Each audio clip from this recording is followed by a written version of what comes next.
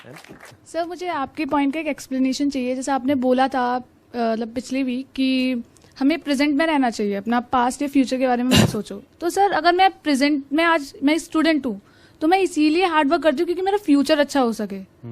तो सर आपने कहा कि प्रेजेंट को देखो, तो ऐसे कैसे हो सकता है कि मैं फ्यूचर के बारे में सोचूं? Very good question, let's give a big hand for her.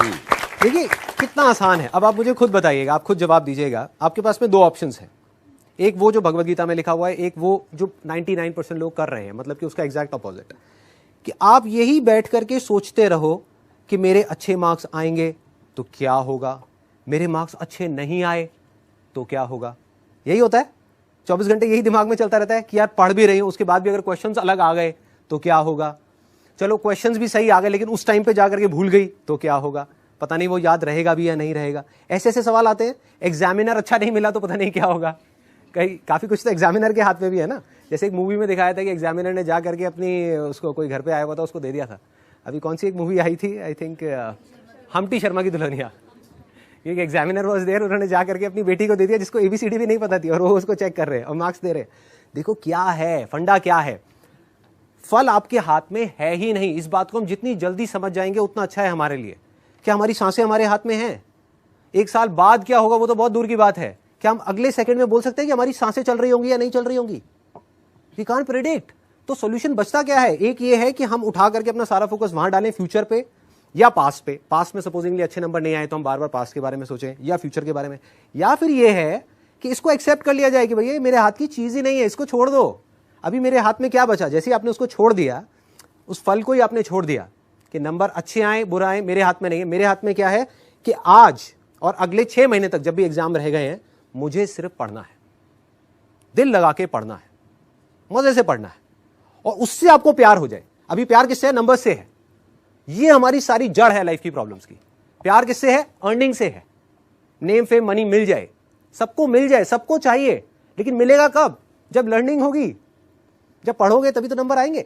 तो सारा ध्यान अगर हम उठा करके यहां डाल दें और रिजल्ट को, जिसको भी आप मानते हो, सपोजिंगली भगवान को मानते हो या डेस्टिनी को मानते हो, उस पर छोड़ दो, लीव इट, और कंप्लीटली अपना फोकस, अपना सारा ध्यान ले आओ पढ़ाई के ऊपर, तो नंबर आएंगे।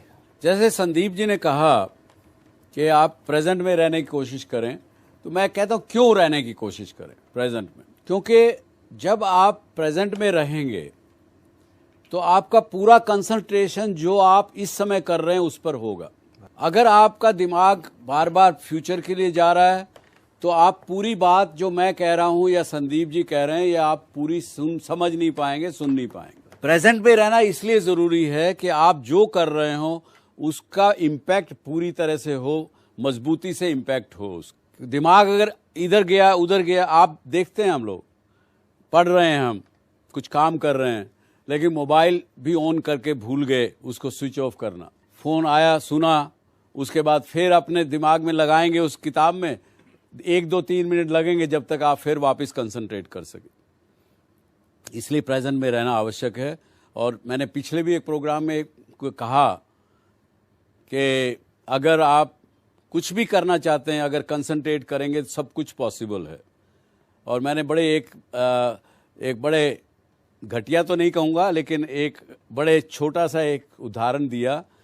यदि मुझे संदीप को या किसी लड़की को संदीप को पटाना है और वो अगर इस तरीके से सामने जा रही है लड़की और मैं इधर जा रहा हूं, अगर मेरी पूरी ताकत से मैं इनकी गर्दन में, अगर पूरी कंसंट्रेशन से अगर गर्दन में लगाऊंगा तो इनका मुड़ के देखना ही पड़ेगा मुझे।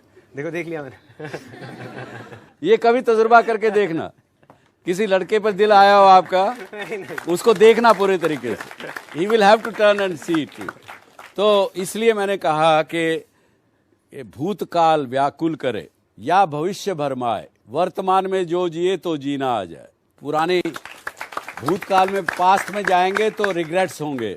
तो आज का ये प्रोग्राम भी यहाँ इस बात से ख़त्म करेंगे कि कॉन्शियसनेस अगर हम रखेंगे ज़िंदगी में, अगर हम अपने आप को पहचानेंगे तो डर नाम की चीज़ नहीं रहेगी। और डर के साथ आपको जो चीज़ है वो आपकी सक्सेस में, कामयाबी में, चाहे वो आप नौकरी करते हो, चाहे बिजनेस करना चाहते हो, एंटरप्रेन्योर बनना चाहते हो, हर चीज़ में बाधा डालेगा। और उससे निकलने का एक ही रास्ता जो मुझे समझ में आया वो आपके साथ शेयर करता हूं कि अपने को पहचानिए।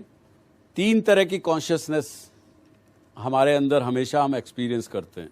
एक वेकिंग स्टेट, जो अभी हम जाग रहे हैं ना, सब जाग रहे हैं, इस बात को सुन रहे, ये रियलिटी है।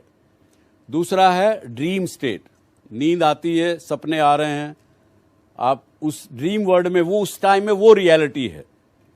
ड्रीम, जिस वक्त आप सपने में जाते हैं, आज मान लीजिए आप एक स्टूडेंट हैं यहाँ, लेकिन सपने में अपने आप को एक क्वीन समझ रही हैं, ऐश्वर्या राय समझ रही हैं, उस वक्त की वो सच्चाई है। दूसरे, जब वेकिंग अप करते हो वापस फिर अपने उसी जगह पे आ जाते हो जो आप रियल में हैं। दूसरी स्टेट ऑफ कॉन्शियसनेस। तीसरी state of consciousness is deep sleep, जब आपका कोई सपना नहीं है, कुछ नहीं है, आपको कुछ नहीं पता।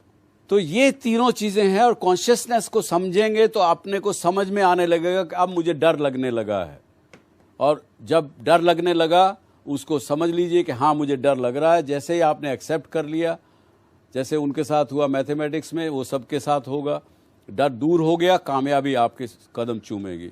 इसके साथ ही बहुत बहुत धन्यवाद, all the best, thank you very much.